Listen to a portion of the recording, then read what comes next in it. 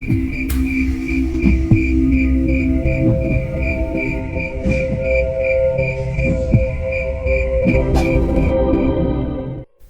beberapa jam mereka berkendara melalui jalanan, menembus hutan. Sepanjang mata memandang yang terlihat hanya rimbunan pepohonan dan semak belukar yang cukup tinggi. Suasana tempat itu benar-benar terlihat sangat sepi. Bahkan tidak ada satupun kendaraan yang berpapasan dengan mereka. "Kalau kamu ngantuk, gantian yuk," kata Pak Kusno saat melihat Aryo sering sekali menguap. "Iya Pak, kita cari warung kopi Belum sempat Aryo menyelesaikan ucapannya, Pak Kusno langsung teriak, "Yuk, awas yuk!" Seketika, Aryo menginjak pedal rem dengan kuat. Suara mobil berdecit, oleng, dan berhenti tepat di tengah jalan. "Astagfirullah," Mbok Marni terkejut. "Apa itu tadi Pak?"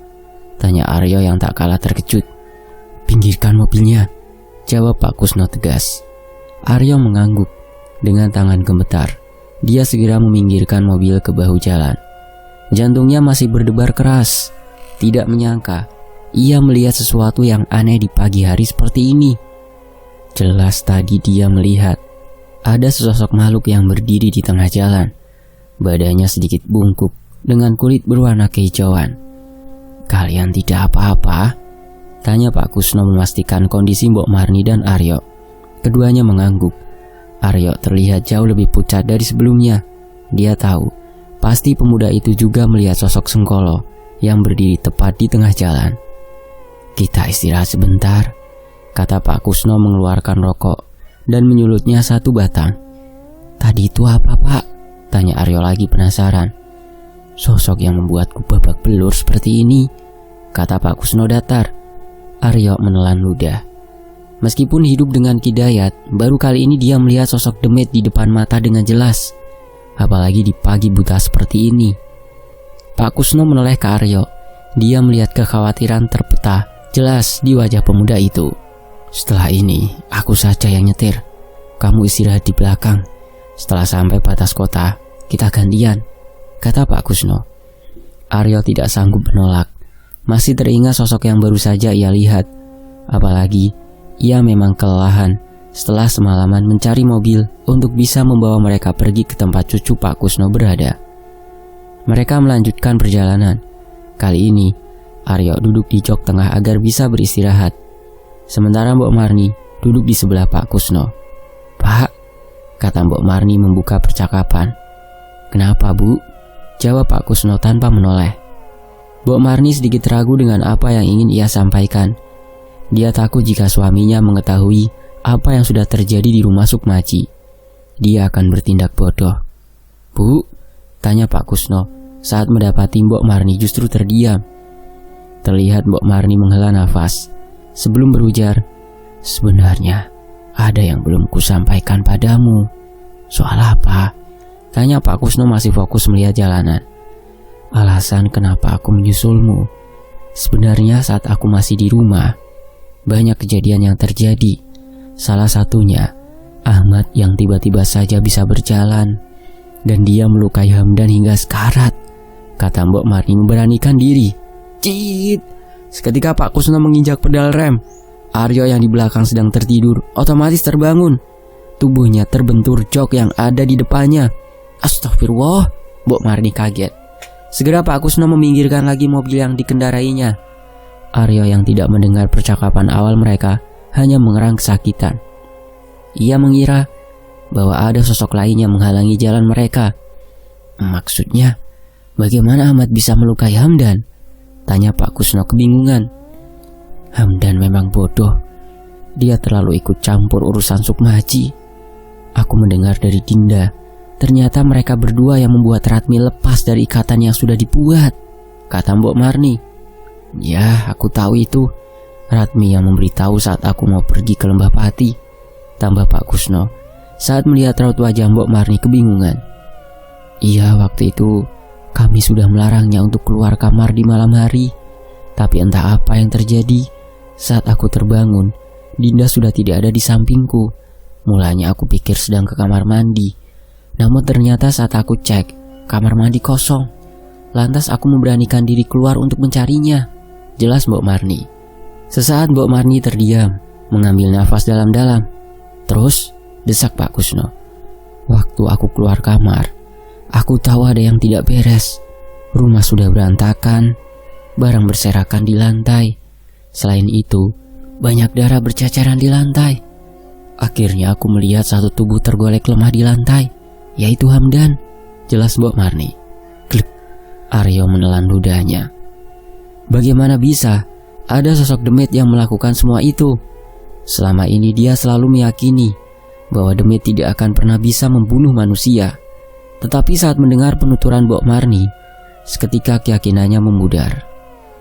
Lalu bagaimana dengan Dinda? Tanya Pak Kusno sangat khawatir. Setelah membawa Hamdan ke kamar dan menguncinya di dalam, segera aku mencari keberadaannya. Aku pikir anak itu bersembunyi di suatu tempat. Namun saat melewati kamar Sukmaji, aku dengar suara teriakan dari dalam.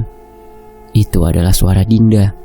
Aku mencoba membuka pintunya, tapi terkunci. Saat akan mengambil kunci cadangan, Ahmad tiba-tiba saja muncul dari arah kamarnya. Jelas Mbok Marni. Pak Kusno menahan nafas. Dia bisa membayangkan betapa kacaunya keadaan malam itu. Tapi bagaimana mereka berdua bisa kabur? Lalu bagaimana kalian bisa selamat? Tanya Pak Kusno penasaran. Aku sengaja berkata dengan nada yang agak kencang, berusaha memberitahu Dinda jika Ahmad ada di luar kamar. Dan tiba-tiba saja pintu terbuka. Dinda muncul dan menarikku masuk ke dalam kamarnya. Kami ganjal semua pintu dan jendela agar Ahmad tidak bisa masuk ke dalam kamar, kata Mbok Marni. Pak Kusno memejamkan mata. Kepalanya terasa begitu pening. Bagaimana mungkin kamu tega meninggalkan cucu kita, Bu? Tanya Pak Kusno lirih. Kini punggungnya sudah bersandar di jok mobil. Aku tidak tega, Pak. Mana mungkin aku bisa meninggalkan darah dagingku sendiri. Tapi Dinda yang memaksa. Aku ingat saat kami di dalam kamar, dia melihat Ratmi. Entah apa yang mereka bicarakan, aku tidak tahu. Intinya, Dinda mengatakan justru saat ini orang-orang yang ada di sekitarnya yang dalam bahaya, bukan dirinya. Jawab Mbok Marni dengan air mata yang mulai keluar. Cukup lama mereka bertiga terdiam. Bahkan Aryo yang tidak mengerti apapun. Rasa kewaspadaan muncul menyelimuti batinnya. Dalam kesunyian, sesekali Aryo melihat ke arah luar. Dilihatnya awan hitam bergerak melewati mereka. Rintik hujan mulai turun, membasahi kaca mobil. Pak, Bu, ucap Aryo mencoba membuka percakapan. Seperti tersadar dari lamunan, Pak Kusno dan Mbok Marni menoleh ke arah belakang. Mereka sama sekali lupa dengan keberadaan Aryo. Kalau memang Pak Kusno tidak bisa konsentrasi, biar saya saja yang nyetir, ucap Aryo hati-hati. Sebentar, beri aku waktu untuk menenangkan diri. Aku tidak menyangka kejadiannya sudah sejauh itu, jawab Pak Kusno. Aryo tidak berani membantah. Ia menengok ke arah luar. Kabut mulai terlihat menutupi pandangan.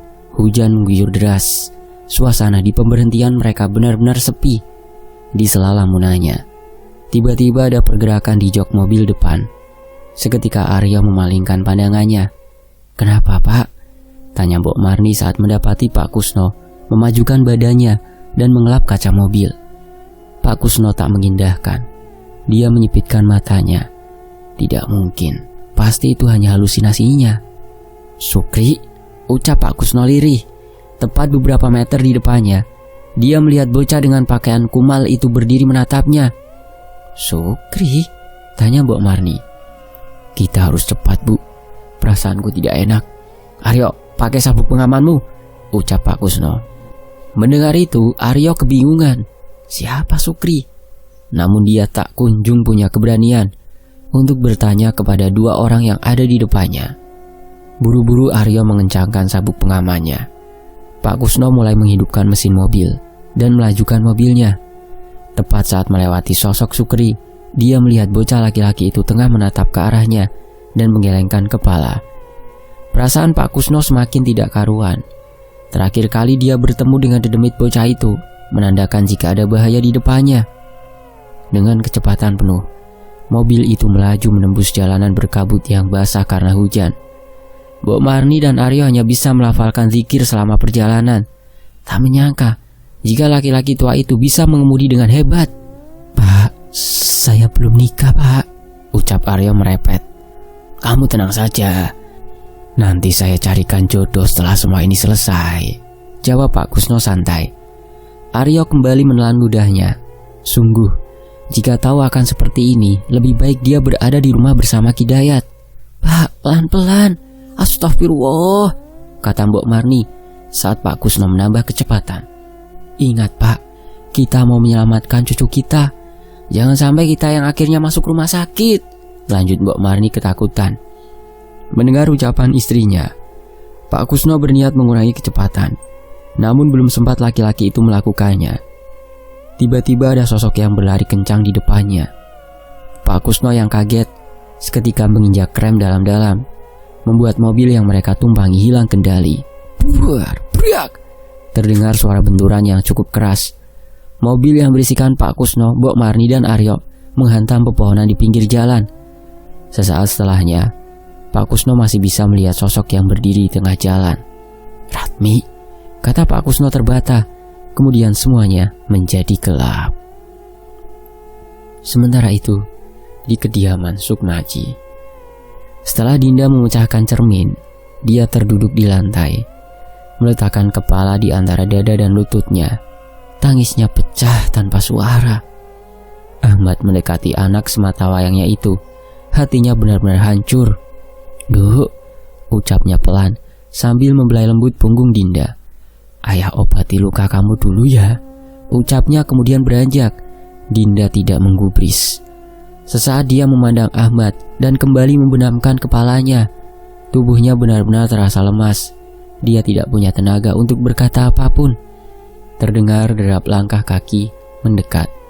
Dinda merasakan ada yang menarik tangan kanannya lembut. "Kenapa kamu nekat seperti ini, Nduk?" kata Ahmad parau. Dinda masih tidak menjawab. Hanya sesekali terlihat menahan nafas dan merintih lirih saat Ahmad sedang mengobati lukanya. "Ini diminum dulu," kata Ahmad sambil menyerahkan segelas air putih. Dinda mengambil gelas itu. Dia langsung meminumnya. Ia terheran. Bagaimana mungkin air putih bisa membuat dirinya kembali pulih? Seketika Dinda menggelengkan kepalanya pelan. "Ayah, maafin Dinda," ucap Dinda yang langsung memeluk Ahmad. Ahmad membalas pelukan anaknya itu, membiarkannya meluapkan semua rasa sakit yang ada di dalam batinnya. Setelah tenang, Ahmad segera meminta Dinda untuk kembali ke kamar. Dia sudah menyingkirkan lemari yang menghalangi pintu kamar anaknya. "Sekarang kamu tidur, biar ayah yang membereskan semua ini. Kalau perlu obat tidur, biar ayah ambilkan," kata Ahmad. Namun Dinda menggeleng. Perlahan beranjak dari duduknya. Ia mulai berjalan. Saat sampai di ambang pintu, ia menolehkan kepala. Tempat itu benar-benar terlihat kacau. "Pak Hamdan, bagaimana?" tanya Dinda parau. "Tidak perlu kamu pikirkan. Besok kita bawa dia ke rumah sakit. Malam ini tidak perlu memikirkan apapun. Beristirahatlah," kata Ahmad sambil menuntun Dinda yang masih tampak sempoyongan. "Terima kasih sudah ada untuk Dinda ya," ucap Dinda saat mereka sudah ada di depan ranjang di kamarnya. "Kamu satu-satunya milik ayah, Duk. Justru ayah yang harusnya berterima kasih ke kamu karena sudah hadir di dunia ini," kata Ahmad. Sesaat Dinda melihat ke arah mata ayahnya. Seketika hatinya merasa perih. Matanya memanas. Tenggorokannya terasa sakit sekali. Tidak mau terlihat oleh Ahmad, Dinda segera memalingkan wajahnya. Namun Ahmad menahan dan kembali memeluknya dengan erat. "Kamu wanita kuat, Duk," ucapnya sambil melepaskan pelukannya dan segera berjalan keluar kamar. Pintu tertutup. Dinda tak lagi meminta Ahmad untuk mengurung diri di kamar. Baginya saat ini percuma saja. Sosok demit gila itu bisa melakukan apapun yang semaunya dia mau. Sempoyongan, Dinda menjatuhkan tubuhnya di atas kasur. Seketika rasa nyaman mengalir ke tubuhnya.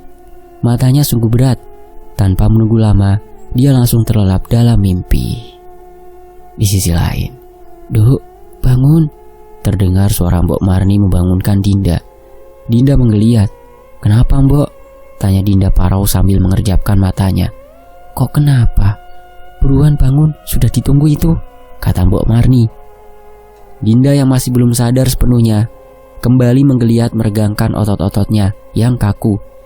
Kemudian dia melihat ke arah jendela. Nampak sinar matahari sudah menembus masuk lewat celah lubang kayu, membuat matanya bisa menangkap debu-debu yang berterbangan. Ya sudah, buruan, kata Mbok Marni sambil beranjak dari duduknya. Terkesiap Dinda membuka matanya lebar-lebar. Kesadarannya datang dengan cepat, seolah menembus tulang tengkoraknya. Mbok Marni? Tanya Dinda kaget dan langsung bangun dari tidurnya. Iya, Nduk, tanya Mbok Marni dari arah pintu. Dinda menggeleng, memastikan kalau apa yang dia lihat tidak salah. Mata yang masih kabur. Lantas ia langsung beranjak, berjalan sempoyongan menuju ke arah neneknya itu. Ini beneran Mbok Marni? Tanya Dinda tidak percaya. Memang siapa lagi, Nduk? Melindur kamu, ucap Mbok Marni mengerutkan dahinya. Dinda memperhatikan wanita tua itu lebih dekat. Sesaat dia diam, memastikan jika sosok Mbok Marni memang nyata adanya. Setelah yakin, ia langsung mendekapnya dalam pelukan. Mbok kapan pulang? Tanya Dinda. Kamu ngomong apa, Nduk? Kata Mbok Marni kebingungan. Dinda melepaskan pelukannya, memandang Mbok Marni keheranan. Iya, kapan Mbok Marni pulang dari Lembah Pati? Tanya Dinda lebih jelas. Mbok Marni mengerutkan dahinya, lalu mengusap kepala Dinda. Kamu mimpi apa, Nduk?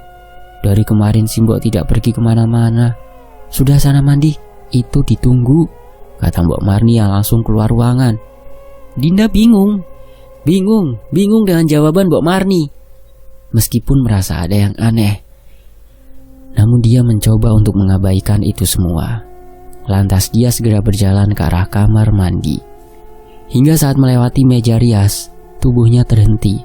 Ada sesuatu yang mengganjal di kepalanya. Meja rias dan kursi dengan bantalan kain masih ada di tempatnya. Cermin besar yang menempel pada dinding juga terlihat normal. Saat Dinda tidak menemukan jawaban, dia hanya menggeleng dan kembali melangkah. 15 menit berlalu. Sejak tadi Dinda hanya duduk di atas kloset dengan pandangan menerawang. Dia masih berusaha mencari jawaban. Kenapa ada sesuatu yang mengganjal di hati dan pikirannya? Tok, tok, tok. Terdengar suara ketukan dari arah pintu. Duh, buruan sudah ditunggu, kata Mbok Marni dari arah luar. Dinda tersentak kaget, lamun nanya buyar. Iya Mbok, sebentar, kata Dinda. Buru-buru bangkit dan segera menghidupkan air. Setelah selesai mandi dan berpakaian, Dinda beranjak. Dia begitu penasaran, karena sejak tadi terdengar banyak suara percakapan dari arah luar kamarnya. Saat membuka pintu, Dinda tercengang. Di ruang tengah suasana tampak ramai. Banyak orang sedang berinteraksi satu sama lain. Dinda melongo, terus memperhatikan mereka, hingga pandangannya menangkap seseorang yang selama ini dia rindukan. Adit? Tanya Dinda kaget. Adit bangkit, senyumnya merekah. Sudah bangun kebo betina, ucapnya sambil terkekeh senang. Dinda menggelengkan kepalanya, merasa bingung dengan semua ini. Bagaimana Adit bisa sampai ke tempat ini? Dan apakah semua kejadian kemarin hanya mimpi belaka? Dinda mulai melangkah pelan, mendekati Adit. Ini beneran kamu, Dit? Tanya Dinda memastikan. Kamu kenapa, Tondo? Dari tadi tanya ini benar Mbok Marni, ini benar Adit. Kalau ndak benar, lalu kami siapa? Dedemit. Hehehe. Mbok Marni berkelakar. Tuh, ngelindur ya kamu, ucap Adit. Dinda mengucek matanya pelan, mencoba meyakinkan dirinya kalau sosok yang ada di hadapannya adalah nyata. Kemudian saat sudah benar-benar yakin, ia langsung menghambur memeluknya dengan erat. Dit, kok bisa sampai sini? Tanya Dinda. Malu dilihat, ada Mbok Marni dan orang-orang, ucap Adit sambil membelai lembut punggung Dinda. Dinda segera melepaskan pelukannya. Saat melihat sekitaran, ternyata memang benar, orang-orang tengah memperhatikannya dengan tawa di wajah mereka. Jawab dulu, bagaimana kamu bisa sampai sini? Ulang Dinda penasaran. Tuh kan bener Mbok, wanita ini kebanyakan tidur jadi lupa segalanya, kata Adit sambil menengok ke arah Mbok Marni. Iya, dengan hari pernikahannya sendiri saja lupa. Mungkin memang kebanyakan tidur, kekeh Mbok Marni. Hah? Pernikahan? Tanya Dinda tidak paham. Kamu beneran lupa kalau kita bakal nikah hari ini? Tanya Adit keheranan. Belum sempat Dinda menjawab ucapan Adit, terdengar suara percakapan dari arah samping. Sontak Dinda menoleh ke arah sumber suara. Iya, kenapa pakai kursi roda lagi? Tanya Dinda saat melihat Ahmad tengah duduk di atas kursi roda. Hus, Dok, kamu ini kenapa toh? Tegur Mbok Marni. Loh, dari kemarin kan ayah memang pakai kursi roda, Dok, kata Ahmad menanggapi. Tapi kemarin ayah sudah bisa berjalan kan? Tanya Dinda. Dok, ayahmu itu sudah tidak bisa berjalan normal. Kamu kan tahu sendiri penyakit Ahmad tidak bisa disembuhkan, kata Pak Kusno. Tapi tanya Dinda. Dinda mematung. Dia benar-benar tidak mengerti apa yang sebenarnya sedang terjadi. Sudah, ayo, aku temenin sarapan. Malah bengong, kata Adit sambil menggandeng tangannya. Genggaman Adit terasa begitu nyata. Jika ini semua mimpi, tidak mungkin Dinda bisa merasakan sentuhan dari laki-laki itu. Dit, jangan macam-macam ya. Sabar dulu, sampai nanti selesai ijab, goda Pak Kusno. Adit hanya terkekeh dan kembali menarik tangan Dinda. Sesampainya di dapur, segera Adit menarik kursi dan memintanya untuk duduk, sementara dia sibuk menyiapkan sarapan. Emang benar ini hari pernikahan kita? Tanya Dinda masih tidak percaya. Iya, setelah sarapan kamu nanti dirias sama mereka, Din, jawab Adit tanpa menolehkan kepalanya. Meski merasa ada yang janggal, namun akhirnya Dinda hanya menghela nafas. Dia berusaha meyakini jika hari ini memang benar acara pernikahannya dengan Adit. Tetapi kenapa perasaannya begitu datar? Selesai sarapan, Dinda diminta segera kembali ke kamar untuk dirias. Ini bajunya ya, Nduk, kata Mbok Marni dari arah samping ranjang. Sekilas Dinda melihat ke arah cermin. Dilihatnya Mbok Marni sedang menaruh satu set kebaya berwarna kehijauan. Iya, Mbok, jawab Dinda singkat. Cukup lama Dinda dirias. Setelah selesai, ia segera mengenakan pakaian yang sudah disediakan. Saat bercermin, Dinda sedikit pangling dengan dirinya sendiri. Kini ia melihat sosok wanita cantik yang berdiri menatapnya dengan balutan kebaya dan riasan yang sederhana. Dibantu penata rias, Dinda mulai berjalan menuju ke arah pintu. Dengung percakapan mulai terdengar jelas di telinganya. Pintu terbuka. Sontak mereka menolehkan kepala menatap ke arah Dinda.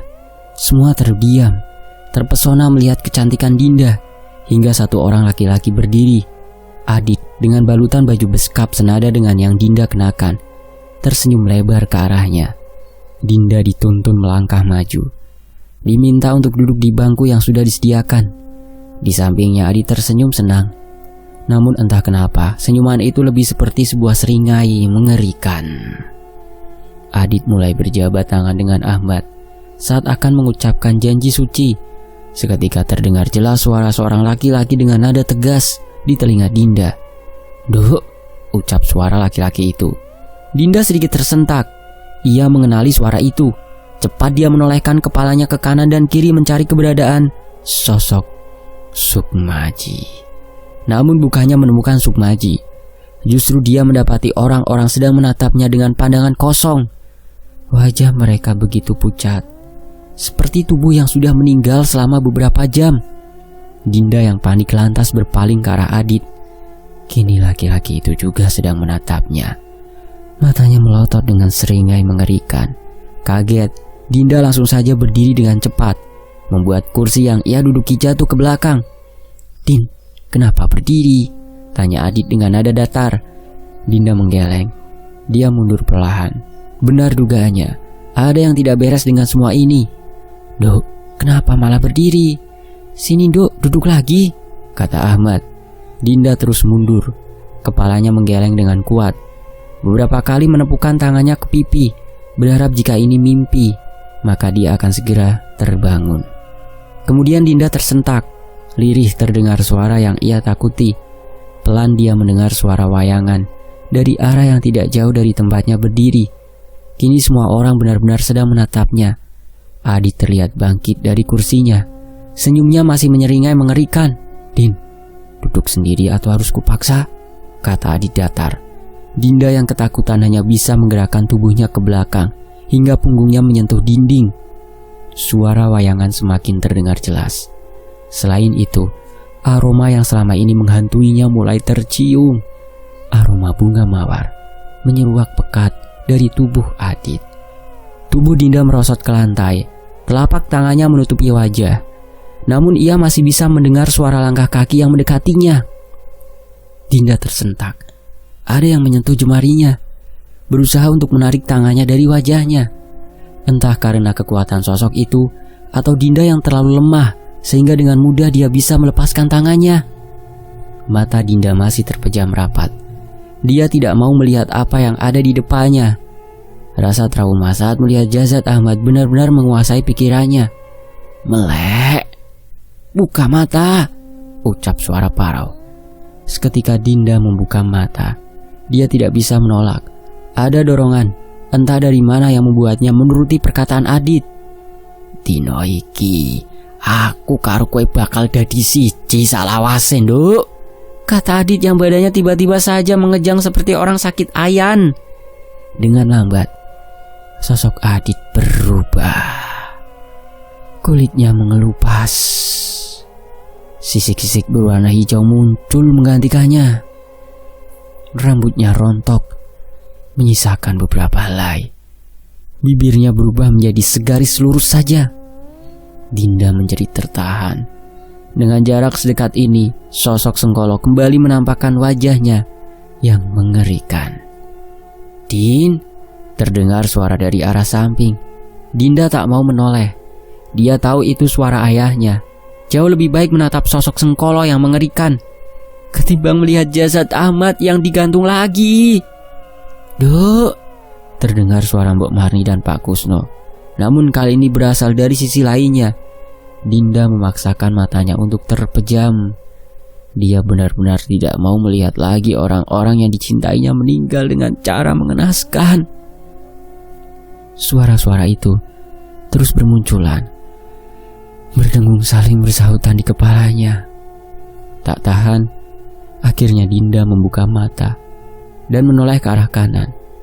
Benar saja, dia kembali melihat sosok Ahmad yang tergantung persis di ambang pintu. Kemudian ia memalingkan pandangan ke arah depan. Pemandangan yang lebih mengerikan justru terlihat di sana. Semua orang yang ada di ruangan itu sudah menumpuk jadi satu.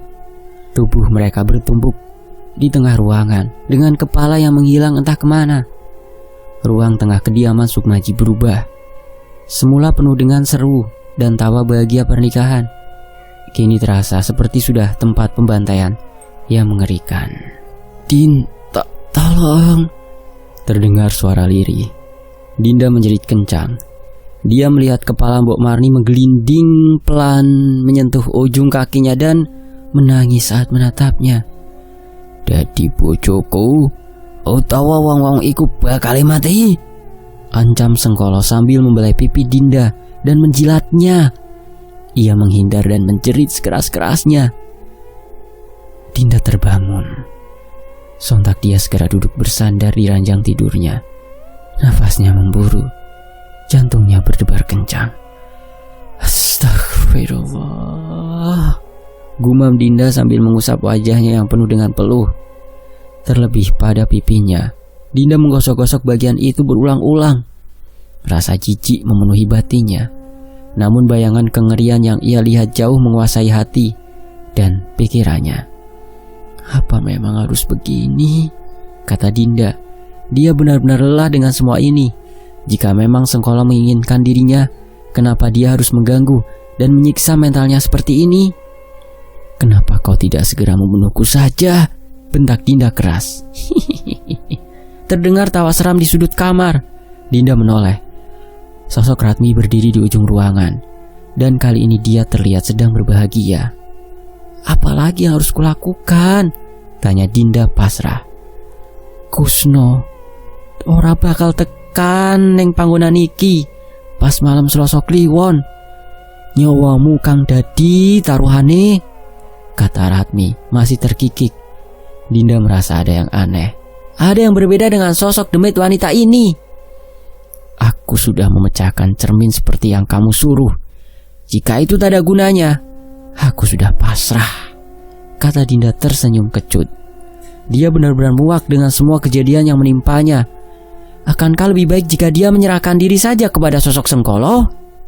Bersambung. Nantikan bagian akhirnya hanya di Fakta Sejarah. Terima kasih semuanya. Saya pamit. Wassalamualaikum warahmatullahi wabarakatuh.